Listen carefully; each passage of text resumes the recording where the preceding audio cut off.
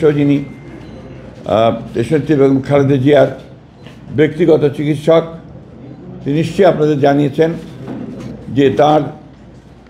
উন্নত চিকিৎসার জন্য ইতিমধ্যেই ডক্টরসদের যে বোর্ড হয়েছে, যুক্তরাজ্য থেকে এসেছিলেন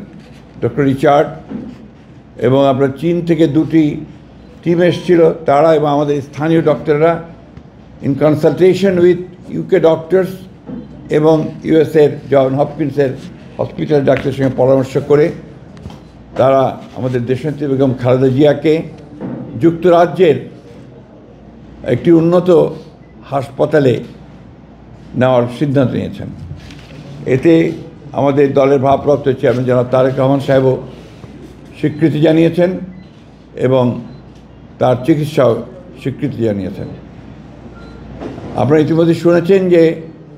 ইতিমধ্যে আপনার কাতার আমির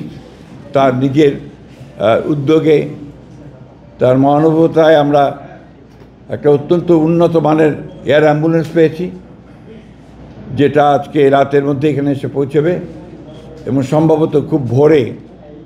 দেশনেত্রী বেগম খালেদা জিয়াকে নিয়ে তারা যুক্তরাজ্যে চলে যাবে। আনুষঙ্গিক যে সমস্ত কাজগুলো দরকার